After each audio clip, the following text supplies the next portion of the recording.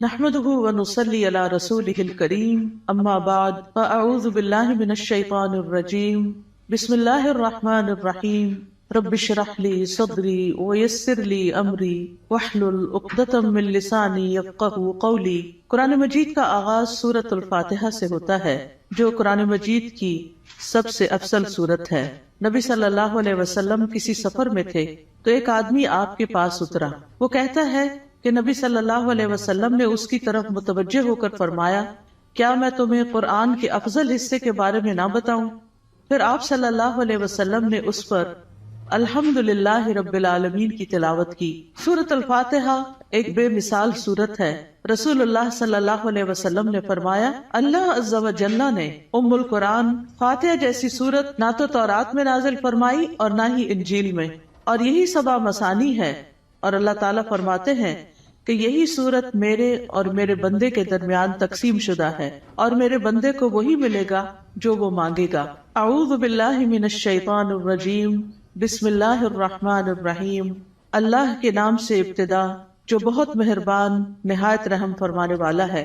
قرآن مجید کی جب ابتدا کی جاتی ہے، آغاز کیا جاتا ہے، تو سب سے پہلے تعوذ پڑھا جاتا ہے کہ میں اپنے آپ کو اللہ کی پناہ میں دیتی ہوں شیطان مردود سے بچنے کے لیے۔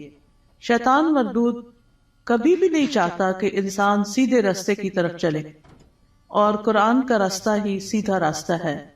نبی صلی اللہ علیہ وسلم کا دیا ہوا راستہ ہی دراصل سیدھا راستہ ہے، لیکن شیطان کبھی بھی یہ نہیں چاہتا کہ ہم اس قرآن سے ہدایت پائیں۔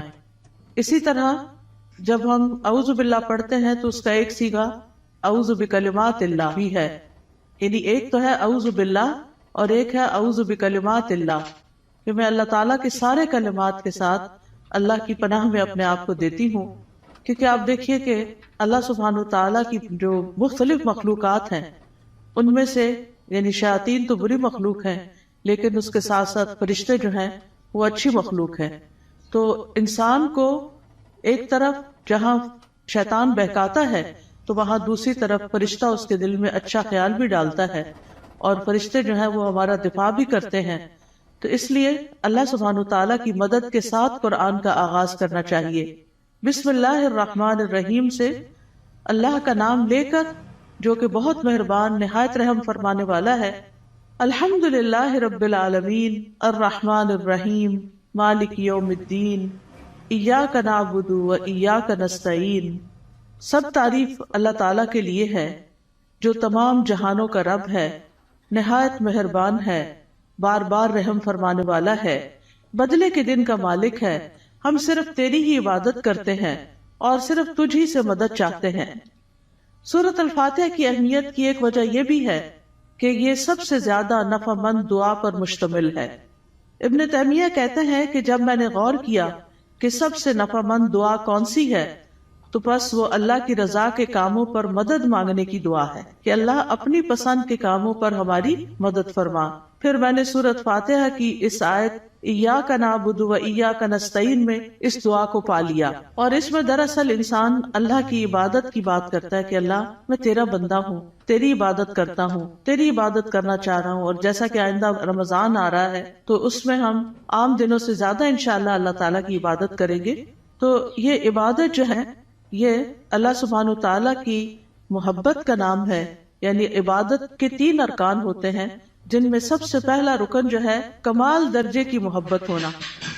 والذین آمنوا اشد حبا للہ، وہ لوگ جو ایمان لائے اللہ کی محبت میں سب سے زیادہ شدید ہوتے ہیں۔ دوسری بات یہ ہے کہ کامل درجے کی امید ہونا، وَيَرْجُونَ رَحْمَتَهُ، کہ وہ اس کی رحمت کی امید رکھتے ہیں۔ اور تیسرے اللہ تعالیٰ کا کامل خوف ہونا، یعنی یہ 3 چیزیں انسان کے اندر ہوں تو انسان عبادت گزار ہوتا ہے۔ اللہ کی محبت، اللہ کا خوف اور اللہ سے امید بھی۔ اور اللہ تعالیٰ کے علاوہ کسی اور کی عبادت کرنا جائز نہیں، اور عبادت اللہ کا حق ہے۔ اور ایاک نستعین کا مطلب ہے کہ ہم تجھ سے مدد چاہتے ہیں۔ تو جب نبی صلی اللہ علیہ وسلم نے فرمایا کہ جب تم مانگو تو اللہ سے مانگو، اور جب تم مدد چاہو تو اللہ سے مدد چاہو، کیونکہ دراصل اللہ ہی ہر چیز پر قادر ہے اور وہی انسان کو مدد دے سکتا ہے۔ جہاں تک اللہ عز و جل کی مخلوق کے علاوہ صرف اللہ سے مدد طلب کرنا ہے تو یہ اس لیے کیونکہ بندہ اکیلا اپنے فائدوں کے حصول اور اپنے نقصانوں کو ہٹانے سے عاجز ہے. یعنی اگر میں چاہوں کہ میں اکیلی ہی اپنے فائدے حاصل کر لوں یا جو بھی کوئی نقصان دہ چیز ہے یا تکلیف دہ چیز ہے اس سے چھٹکارا پا لوں تو یہ میرے بس کی بات نہیں ہے. کیونکہ انسان کی دین کی مصلحتیں ہوں یا دنیا کی فائدے کی چیزیں ہوں، اللہ کے سوا اس کی مدد کوئی بھی نہیں کر سکتا، اور جس کی مدد اللہ کرے اسی کو مدد حاصل ہوتی ہے، اور جس کو اللہ چھوڑ دے اس کی پھر کوئی مدد کرنے والا نہیں ہوتا، وہ بے یار و مددگار ہو جاتا ہے. اسی لیے ہم کہتے ہیں لا حول ولا قوت الا باللہ، کہ کوئی توفیق نہیں مل سکتی، کوئی قوت نہیں ہوتی مگر اللہ کے ساتھ.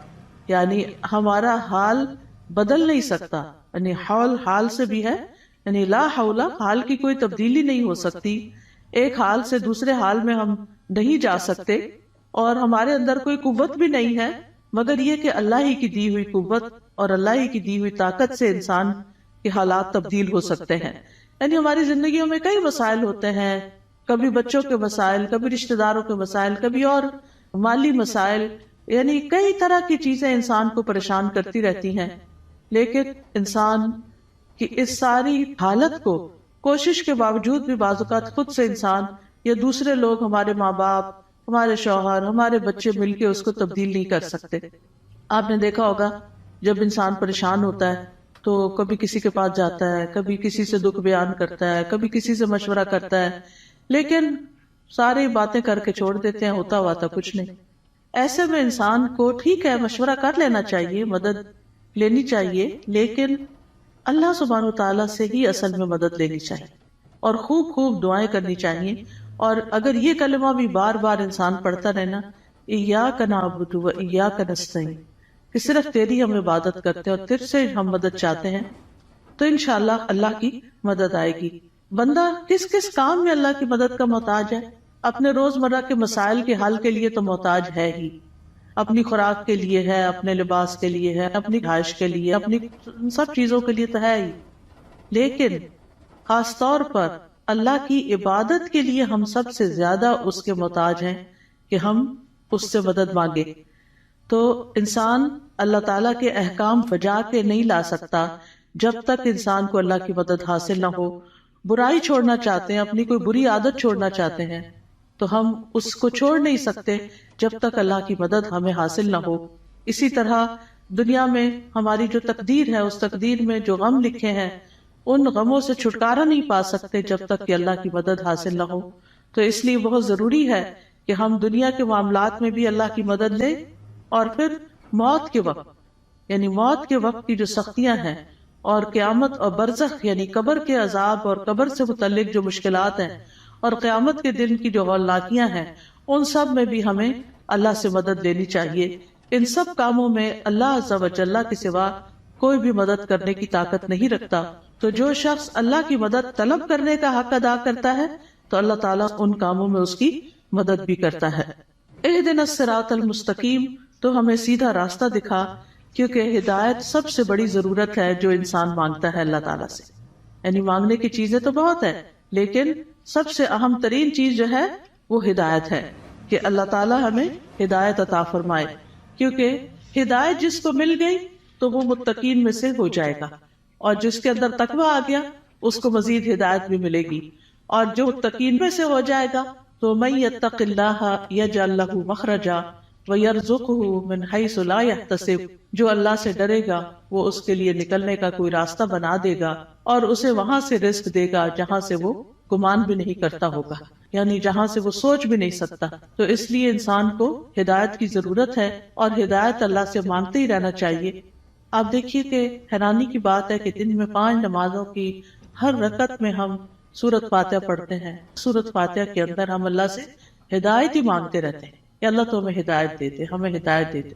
یعنی انسان کو مل بھی جائے تو بھٹکنا بڑا آسان ہوتا ہے، دل کا ٹیڑھا ہونا بڑا آسان ہوتا ہے. تو اس لیے بہت ضروری ہے کہ ہم سب دل لگا کے یہ دعا کرتے رہیں. نبی صلی اللہ علیہ وسلم ایک اور دعا بھی کرتے تھے، اللہم انی اسألک الہدی والتقی والعفاف والغنی، کہ اے اللہ میں تجھ سے ہدایت، تقوی اور پاک دامنی اور دل کا غنا مانگتا ہوں.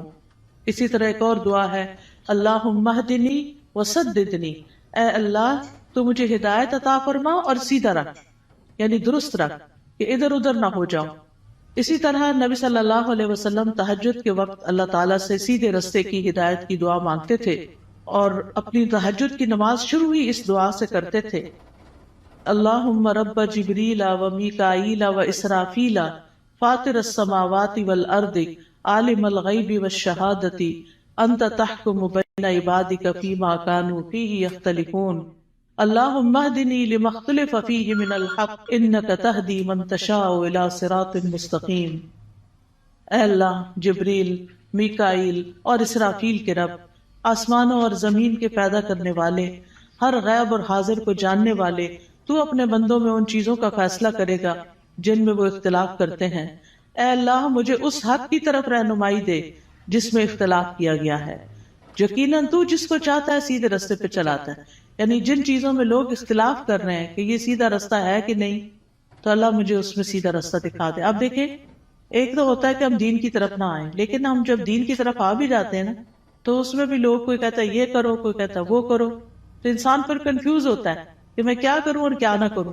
تو ایسے میں جہاں بھی اختلاف ہو، بہتر یہی ہے کہ انسان اللہ سے اس میں صحیح رہنمائی کی دعا مانگے۔ یعنی دو لوگوں کے بیچ میں کوئی مس انڈرسٹینڈنگ، کوئی اختلاف ہو جاتا ہے، ہر انسان کیا سمجھتا ہے میں ٹھیک ہوں، اور وہ اپنا نقطہ نظر جو ہے یا اپنا پوائنٹ آف ویو جو ہے وہ بہت شدت کے ساتھ بیان کرتا ہے، لیکن اصل بات یہ ہے کہ انسان اللہ سبحانہ تعالیٰ سے جب مدد مانگتا ہے کہ اللہ اس اختلاف میں مجھے ہدایت دے، تو ہی سیدھے رستے پر ہوتا ہے۔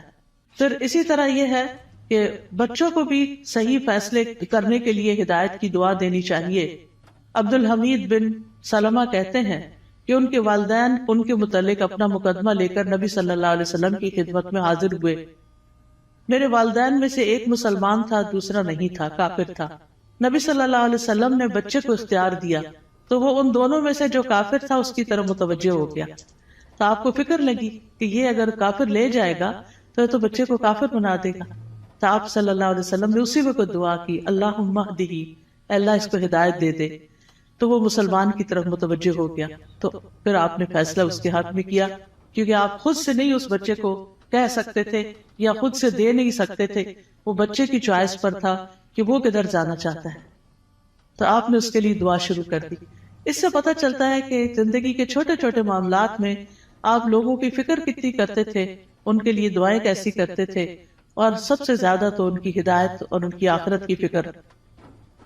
پھر اسی طرح یہ ہے، صراط الذین انعمت علیہم، راستہ ان لوگوں کا جن پر تو نے انعام کیا۔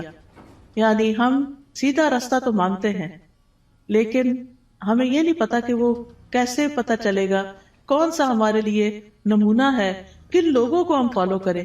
کیونکہ پڑھی ہوئی چیزیں، سنی ہوئی چیزیں انسان جب کرنے لگتا ہے تو طریقہ فرق ہو جاتا ہے، لیکن جب کسی کو کرتے ہوئے دیکھتا تو آسانی ہو جاتی۔ اس کی مثال ایسے ہی ہے کہ جیسے آپ اگر کسی سے ریسیپی پوچھتے ہیں کہ میں یہ فلاں چیز کیسے بناؤں، تو آپ نے دیکھا ہوگا جیسے آلو گوشت ہے مثال کے طور، تو ہر گھر کے بنانے کا طریقہ فرق، اور ہر ایک ٹائم بھی فرق لیتا ہے۔ کوئی جلدی سے بنا کے رکھ دیتا ہے، کوئی آہستہ آہستہ بناتا ہے، کوئی ایک طریقے سے، کوئی دوسرے طریقے سے۔ تو اب اگر آپ صرف ریسیپی پوچھیں گے تو ہو سکتا ہے کوئی چیز مس ہی کر دے اس میں سے۔ تو جب آپ کسی کو بناتے ہوئے دیکھیں گے، صرف ایک دفعہ دیکھنے کی ضرورت ہے، تو آپ کو بہت آسان ہو جائے گا وہ کام کرنا۔ کوئی بھی چیز ہو، جب آپ کسی کو کرتے ہوئے دیکھتے ہیں تو وہ آسان ہو جاتی۔ زبانی ایکسپلین کر کر کے انسان کہیں نہ کہیں غلطی کر جاتا ہے، کچھ نہ کچھ مس کر جاتا ہے۔ اور آج اہدنا الصراط المستقیم پہ بات ہونی تھی، تو اللہ نے ہمیں وہ گما کے آئے ہیں تو پتہ چلے کہ اگر ایک ٹرن بھی زندگی میں الٹا لیتے ہیں، کہیں غلط فیصلہ کرتے ہیں، تو کہیں سے کہیں پہنچ جاتے ہیں، بالکل ہی یعنی قریب آنے کی بجائے اور دور نکل جاتے ہیں، صرف ایک ٹرن اگر غلط لے لیں آپ۔ تو اسی طرح زندگی میں ہم صحیح جا رہے ہوتے ہیں، کہیں کوئی بیچ میں آ کے ہمیں کوئی غلط بات بتا دیتا ہے، ہم اس کے پیچھے لگ جاتے ہیں، اصل راستے کو چھوڑ کے چل بھائی وہ کہیں سے کہیں پہنچ گئے، تو وہ اللہ سے تو دور کر دیتا ہے نا انسان کو۔ تو اس لیے ہمیں یہ کہا گیا ہے کہ ان لوگوں کا راستہ مانگو جو ہدایت پر تھے، اور وہ کون تھے؟ انبیاء تھے، صدیقین تھے، شہداء تھے، صالحین تھے، نیک لوگ تھے، صحابہ کرام تھے، تابعین تھے، تبع تابعین تھے، جن کو آپ صلی اللہ علیہ وسلم نے خیر القرون میں سے قرار دیا. تو کتنا ضروری ہے کہ ہم ان لوگوں کی زندگیوں کے بارے میں پڑھیں، وہ کیا کرتے تھے. ہم آج کے لوگوں کو رول ماڈل بنا لیتے ہیں، وہ بیچارے تو خود بعض اوقات نہیں سمجھتے کہ انہیں کیا کرنا چاہیے. تو اصل رول ماڈل جو ہیں ہمارے وہ صحابہ کرام ہیں، صحابیات ہیں، کہ انہوں نے نمازیں کیسے پڑھی، ان کے روزے تہجد کیسے تھے، ان کا صدقہ خیرات کیسا تھا، ان کے لوگوں سے معاملات کیسے تھے، ان کی خوشی اور ناراضگی کیسی تھی.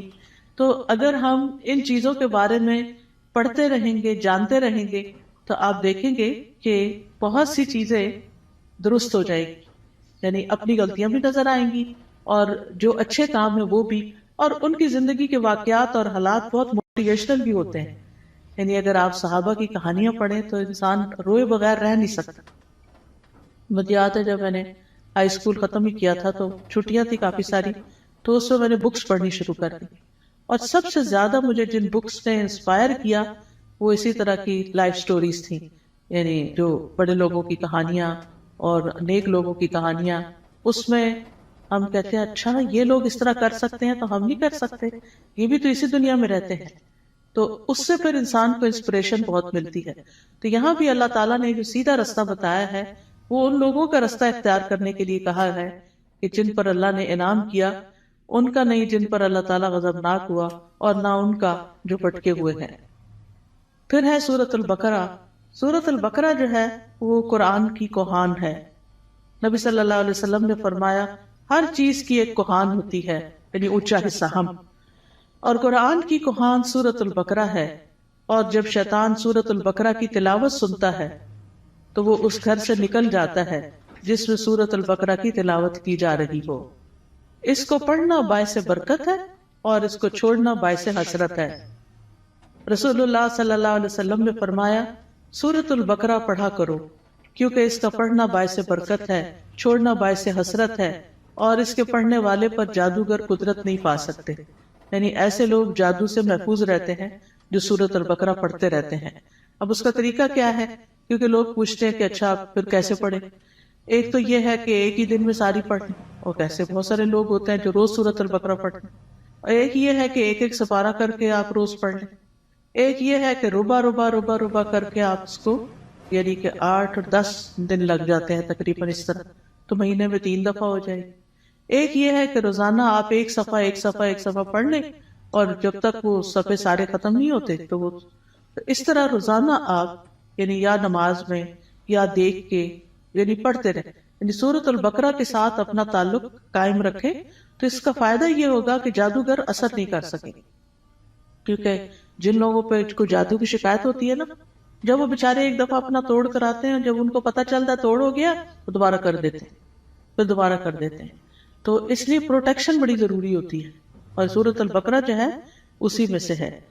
ابو ہریرہ رضی اللہ عنہ سے روایت ہے کہ رسول اللہ صلی اللہ علیہ وسلم نے فرمایا تم اپنے گھروں کو قبرستان نہ بناؤ، کیونکہ شیطان اس گھر سے بھاگ جاتا ہے جس گھر میں سورۃ البقرہ کی تلاوت کی جاتی ہے. پھر آیت نمبر 1 ہے سورۃ البقرہ کی، الف لام میم ذالک الکتاب لا ریب فیہ ھدی للمتقین. یہ کتاب ہے جس میں کوئی شک نہیں، ہدایت ہے متقی لوگوں کے لیے. قرآن جو ہے وہ شکوک و شبہات سے پاک کتاب ہے، یعنی ایسے علم پر مبنی ہے جو یقینی ہے، جو سب سے سچی بات ہے، اس کی ہر بات ہی سچی ہے. کون ہے متقین؟ الذین یؤمنون بالغیب ویقیمون الصلاۃ ومما رزقناہم ینفقون. جو غیب پر ایمان لاتے ہیں، نماز قائم کرتے ہیں، اور جو رزق ہم نے ان کو دیا ہے اس میں سے وہ خرچ کرتے ہیں. تو ایمان بالغیب جو ہے یہ دل سے تعلق رکھتا ہے. نماز قائم کرنا جسم کا حصہ ہے، اور مما رزقناہم ینفقون مال کا حصہ ہے، یعنی حقوق العباد کی ادائیگی. انسان اندر سے بھی اچھا ہو، انسان باہر سے بھی اللہ کی عبادت کرے، اور انسان اللہ کے بندوں اور اللہ کی مخلوق کے ساتھ بھی اچھا سلوک کرے. پھر فرمایا والذین یؤمنون بما انزل الیک وما انزل من قبلک وبالآخرۃ ھم یوقنون. اور وہ جو ایمان لاتے ہیں اس پر جو آپ پر نازل کیا گیا اور جو آپ سے پہلے نازل کیا گیا، اور وہ آخرت پر یقین رکھتے ہیں. یعنی متقی وہ لوگ ہوتے ہیں، اس کتاب سے ہدایت حاصل کرنے والے لوگ وہ ہوتے ہیں کہ جو اللہ کی طرف سے آئی ہوئی چیزوں پر ایمان رکھتے ہیں، اور جو چیزیں نبی صلی اللہ علیہ وسلم سے پہلے اتاری گئی تھی ان پر بھی ایمان رکھتے ہیں، اور وہ آخرت پر پکا یقین رکھتے ہیں. تو نبی صلی اللہ علیہ وسلم پر نازل شدہ وحی جو ہے اس پر ایمان لانا ضروری ہے. قرآن مجید میں آتا ہے وَأَنزَلَ اللَّهُ عَلَيْكَ الْكِتَابَ وَالْحِكْمَةَ وَعَلَّمَكَ مَا لَمْ تَكُنْ تَعْلَمْ وَكَانَ فَضْلُ اللَّهِ عَلَيْكَ عَظِيمًا. اللہ نے آپ پر کتاب و حکمت نازل کی ہے اور آپ کو وہ کچھ سکھایا جو آپ نہیں جانتے تھے، اور یہ آپ پر اللہ کا بہت ہی بڑا فضل ہے کہ اللہ تعالیٰ نے آپ کو فائدے کی سب چیزیں سکھا دی ہیں. یاد رکھیے حدیث بھی قرآن کی طرح نازل ہوتی تھی. وَمَا يَنطِقُ عَنِ الْهَوَىٰ إِنْ هُوَ إِلَّا وَحْيٌ يُوحَىٰ. وہ اپنی خواہش نفس سے کچھ نہیں کہتے، وہ تو صرف وہی ہے جو نازل کی جاتی ہے. حسان بن عطیہ کہتے ہیں کہ جبریل علیہ السلام نبی صلی اللہ علیہ وسلم کے پاس سنت لے کر اترتے تھے. جس طرح آپ کو قرآن سکھاتے اسی طرح سنت کی تعلیم دیتے تھے. قرآن جو تھا وہ لکھا جاتا تھا، یعنی قرآن جو تھا وہ آپ سنتے تھے اور پھر صحابہ کو لکھوا دیتے تھے، جبکہ سنت جو ہے وہ چونکہ زیادہ تر پریکٹس کی چیز ہے، عمل کی چیز ہے، تو وہ آپ اس چیز پر عمل کر لیتے تھے. نبی صلی اللہ علیہ وسلم نے ہمیں بھی تلقین کی ہے کہ ہم اس قرآن و سنت کو مضبوطی سے پکڑے رکھیں. رسول اللہ صلی اللہ علیہ وسلم نے فرمایا میں تم میں دو چیزیں چھوڑے جا رہا، تم ہرگز گمراہ نہیں ہوگے جب تک ان دونوں کو مضبوطی سے نہ تھام لو. ایک اللہ کی کتاب اور دوسرے اس کے نبی کی سنت ہے. وَبِالْآخِرَةِ هُمْ يُوقِنُونَ. اور آخرت پر وہ یقین رکھتے ہیں. یقین کا معنی جو ہے وہ ایسا ایمان ہے جس کی طرف شک داخل، یعنی اتنا پکا کہ جیسے انسان اپنی آنکھوں سے کوئی چیز دیکھ رہا ہوتا ہے تو اس پر یقین ہوتا ہے کہ میں کوئی جھوٹ نہیں دیکھ رہا، یہ حقیقت ہے. یقین جو ہے یہ علم کا سب سے اونچا درجہ ہے. یعنی یہ نہیں کہا آخرت کا علم رکھتے ہیں، آخرت کو جانتے ہیں، نہیں، اس پر پکا یقین رکھتے ہیں، ایمان رکھتے ہیں. تو یقین کے فائدے کیا ہوتے ہیں؟ یقین کا فائدہ یہ ہوتا ہے کہ انسان کے لیے عمل آسان ہو جاتا ہے. انسان کو اللہ تعالیٰ سے یقین مانگنا چاہیے. ابو بکر رضی اللہ عنہ دعا میں یہ کلمات کہتے تھے اللہم ہب لی ایمانا و یقینا و معافاتا و نیتا. اے اللہ مجھے ایمان اور یقین اور عافیت اور اچھی نیت عطا فرما. اولئک علی ھدی من ربہم واولئک ھم المفلحون. یہی لوگ اپنے رب کی طرف سے ہدایت پر ہیں اور یہی لوگ دراصل فلاح پانے والے ہیں. اس کے بعد فرمایا بے شک وہ لوگ جنہوں نے کفر کیا ان کے لیے برابر ہے کہ آپ انہیں ڈرائیں یا نہ ڈرائیں، وہ ایمان نہیں لائیں گے. اللہ نے ان کے دلوں اور ان کے کانوں پر مہر لگا دی ہے اور ان کی آنکھوں پر پردہ ہے اور ان کے لیے بہت بڑا عذاب ہے. گناہ جب دل پہ پے در پے آتے ہیں تو دل کو بند کر دیتے ہیں، اور جب اسے بند کر دیتے ہیں تو اللہ کی طرف سے ٹھپا اور مور لگ جاتی، پھر ایمان اندر نہیں داخل ہوتا. اس لیے پھر انسان کا کفر سے چھٹکارا پانے کا کوئی رستہ نہیں رہ جاتا. ختم اللہ علی قلوبہم. اور پھر کان بھی نہیں سنتے اور آنکھیں بھی نہیں دیکھتی، کہیں سے بھی عبرت نہیں ہوتی. انسان ایسے ہی جانوروں کی طرح زندگی گزار کر پھر اللہ کے پاس چلا جاتا ہے اور وہاں جا کر بہت بڑے عذاب کا سامنا کرتا ہے. اس کے بعد ایک تیسرے گروہ کی بات کی گئی اور وہ ہے منافقوں کا گروہ. وَمِنَ النَّاسِ مَن يَقُولُ آمَنَّا بِاللَّهِ وَبِالْيَوْمِ الْآخِرِ وَمَا هُمْ بِمُؤْمِنِينَ. لوگوں میں سے کچھ ایسے بھی ہوتے ہیں جو کہتے ہیں ہم اللہ اور یوم آخرت پر ایمان لائے، حالانکہ وہ مومن نہیں ہوتے. وہ اللہ کو دھوکہ دیتے ہیں اور ان لوگوں کو جو ایمان لائے، اور نہیں وہ دھوکہ دیتے مگر اپنے آپ ہی کو، اور وہ اس کا شعور نہیں رکھتے. فی قلوبہم مرض فزادہم اللہ مرضا ولہم عذاب علیم بما کانوا یکذبون. ان کے دلوں میں ایک بیماری ہے تو اللہ نے ان کی بیماری کو اور زیادہ کر دیا اور ان کے لیے دردناک عذاب ہے، اس لیے کہ وہ جھوٹ بولتے تھے. تو یہ کون سی بیماری ہے؟ یہ دنیا کی محبت کی بیماری ہے. اس وجہ سے وہ اللہ سبحانہ و تعالیٰ کی عبادت نہیں کرتے، اسی وجہ سے وہ آخرت کی فکر نہیں کرتے، اسی وجہ سے وہ نبی صلی اللہ علیہ وسلم کی سنت کو کوئی اہمیت نہیں دیتے. کیونکہ جب دل دنیا کی طرف جھک جاتا ہے اور اس کے اندر بڑھتا چلا جاتا ہے، جو دنیا میں ہی سکون پاتا ہے، دنیا سے محبت کرتا ہے، وہ دل پھر آخرت سے غافل ہو جاتا ہے. اور جب آخرت سے غافل ہو جاتا ہے تو پھر اللہ سبحانہ و تعالیٰ ایسے بندے کو اس کے نفس کے حوالے کر دیتے ہیں اور پھر آخرت میں اس کے لیے دردناک عذاب ہے. اور جب ان سے کہا جاتا ہے کہ زمین میں فساد نہ کرو تو وہ کہتے ہیں کہ ہم تو اصلاح کرنے والے ہیں. خبردار، بے شک وہی لوگ فساد کرنے والے ہیں لیکن وہ شعور نہیں رکھتے. اور جب ان سے کہا جاتا ہے ایمان لاؤ جس طرح لوگ ایمان لائے، تو کہتے ہیں کیا ہم ایمان لائیں جس طرح بے وقوف ایمان لائے ہیں؟ خبردار، یقیناً وہ خود ہی بے وقوف ہیں لیکن وہ جانتے نہیں ہیں. اور جب ان لوگوں سے ملتے ہیں جو ایمان لائے تو کہتے ہیں ہم ایمان لائے، اور جب اپنے شیطانوں کے پاس تنہا ہوتے ہیں تو کہتے ہیں یقیناً ہم تو تمہارے ساتھ ہیں، ہم تو صرف مذاق کرنے والے ہیں. یعنی ایسے لوگ ہر ایک سے بنا کے رکھنے کی فکر کرتے ہیں اور کسی کو اس لیے ناراض نہیں کرنا چاہتے کہ ان سے پھر کوئی دنیا کا نقصان نہ ہو جائے. لیکن حقیقت یہ ہے کہ یہ لوگ دین کا مذاق اڑاتے ہیں اور دین کے ساتھ نان سیریس رویہ اختیار کرتے ہیں. تو اس لیے اللہ یستہزئ بہم، جیسے یہ عمل کرتے ہیں ویسے ہی ان کی جزا ہے. اللہ بھی ان سے مذاق کرتا ہے اور انہیں ان کی سرکشی میں مہلت دیے جا رہا ہے تو وہ بھٹکتے پھرتے ہیں.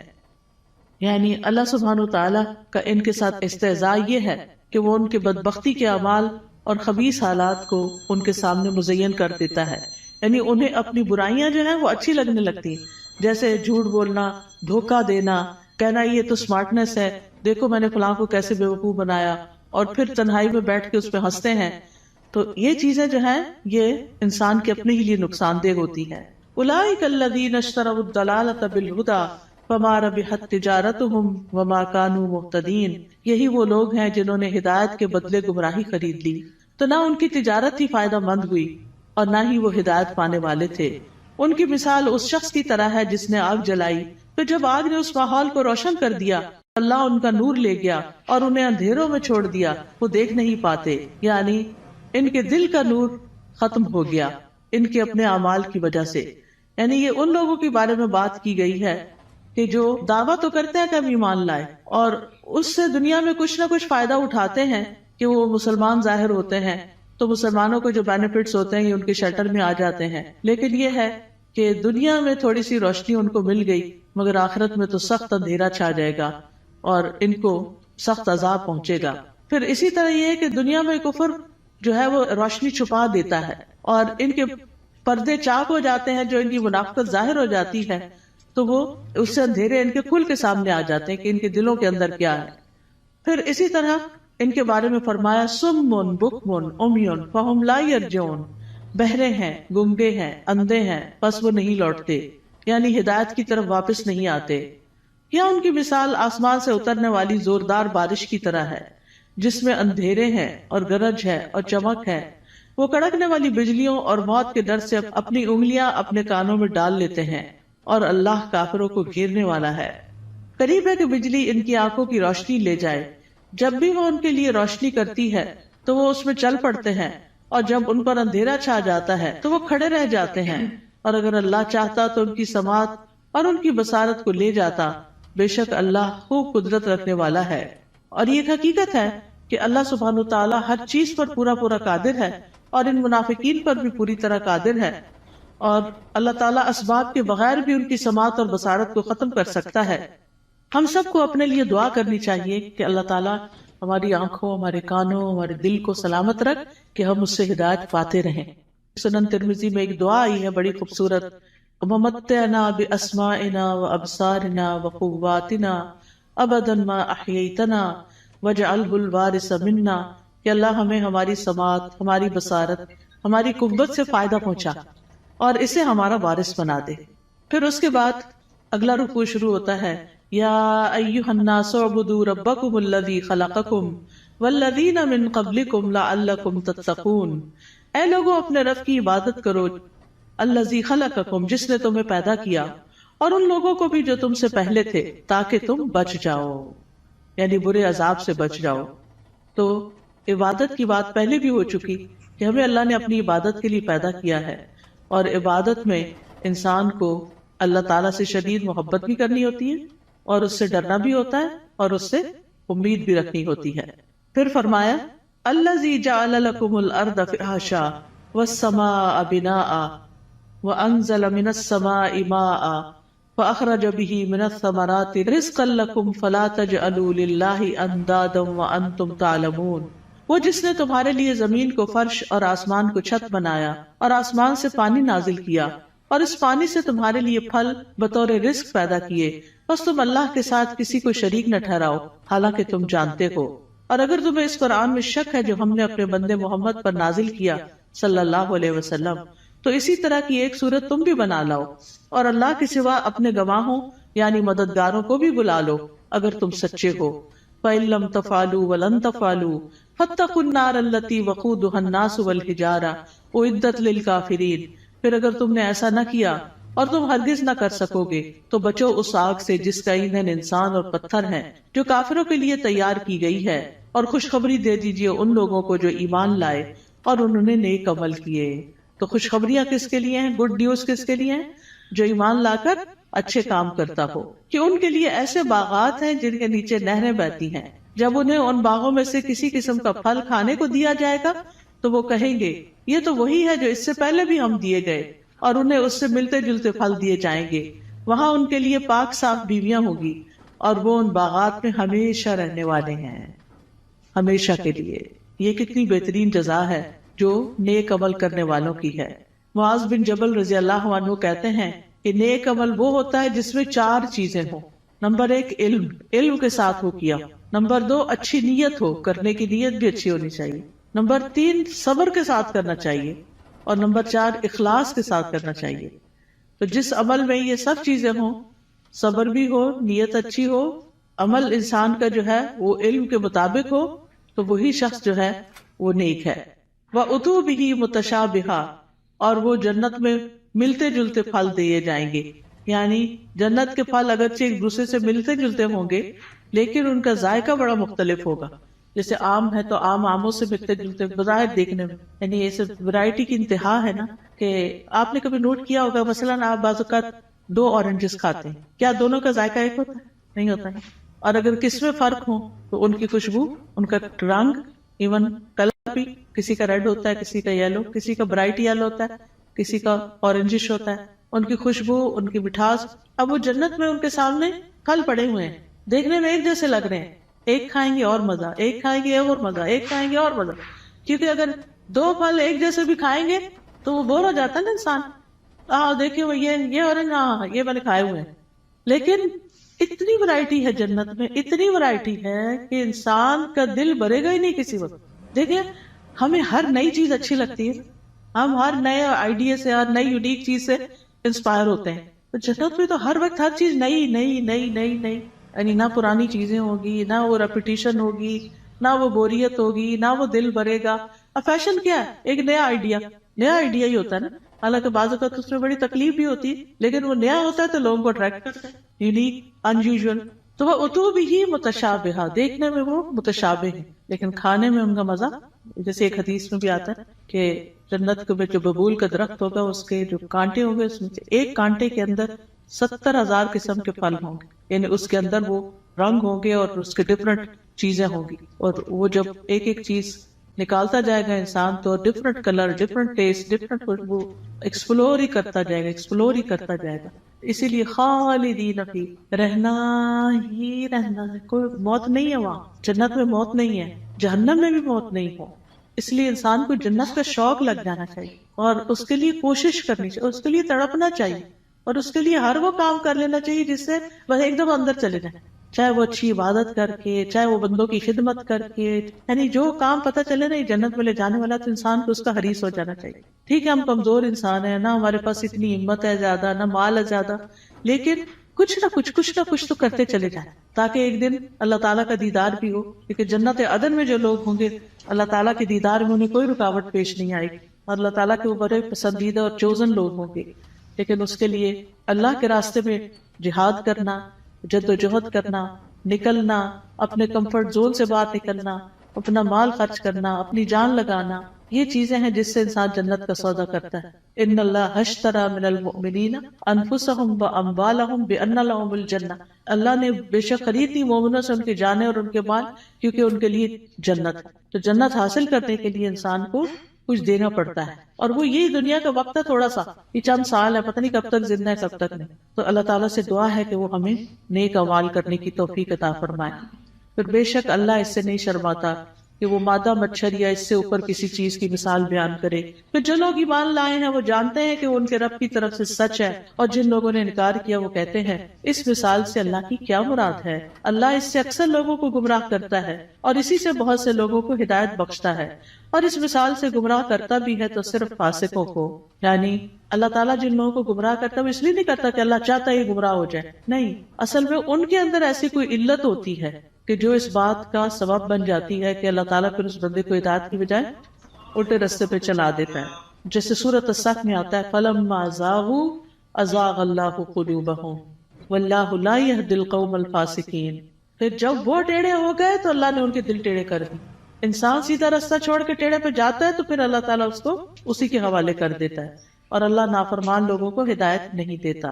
تو جو لوگ رب کے حکم کو مان جاتے ہیں ان کو ہدایت کی تعلیم مل جاتی ہے اور وہ سیدھے راستے پہ چل پڑتے ہیں. اور پھر فاسق کون ہوتے ہیں؟ جو اللہ کے عہد کو اس کے مضبوط باندھنے کے بعد توڑ دیتے ہیں، اور جس چیز کا اللہ نے جوڑنے کا حکم دیا اس کو کاٹ ڈالتے ہیں، یعنی رشتہ داروں سے کاٹ لیتے ہیں اور زمین میں فساد کرتے ہیں. یہی لوگ دراصل نقصان اٹھانے والے ہیں. تم اللہ کا انکار کیسے کر سکتے ہو حالانکہ تم مردہ تھے، پھر اس نے تمہیں زندگی بخشی، پھر وہی تمہیں موت دے گا، پھر وہی تمہیں دوبارہ زندہ کرے گا، پھر اسی کی طرف تم لوٹائے جاؤ گے. واپسی کدھر ہے؟ اللہ ہی کی طرف ہے. اب یعنی کہ 2 مرحلے تو پورے ہو گئے. ایک مرحلہ تھا زندگی سے پہلے آنے کا، جب آدم علیہ السلام کی پشتوں سے اللہ نے سب کی روحیں پیدا کر دی. پھر اس کے بعد اس دنیا میں اب آگے، اب اس کے بعد موت ہے، پھر موت کے بعد پھر زندگی ہے جو ہمیشہ کی زندگی. هو الذی خلق لکم ما فی الارض جمیعا ثم استوى الی السماء فسواہن 7 سماوات وہو بکل شیء علیم. وہ اللہ ہی تو ہے جس نے وہ سب کچھ جو زمین میں ہے تمہارے لیے پیدا کیا، پھر وہ آسمانوں کی طرف متوجہ ہوا تو ان کو ٹھیک کر کے 7 آسمان بنا دیا، اور وہ ہر چیز کا خوب علم رکھنے والا ہے. یہ اللہ تعالیٰ کا ہم پر احسان ہے کہ اس نے ہمارے لیے فائدے کی چیزیں اور عبرت کے سامان زمین میں پیدا کیے، اور ہر وہ چیز جو اللہ نے بنائی وہ ہمارے استعمال کے لیے ہے. تو اللہ تعالیٰ سے دعا ہے کہ وہ ہمیں ان نعمتوں سے بھرپور فائدہ اٹھا کر اس کی اطاعت میں اپنی جان لگانے کی توفیق عطا فرمائے. وآخر دعوانا ان الحمد للہ رب العالمین.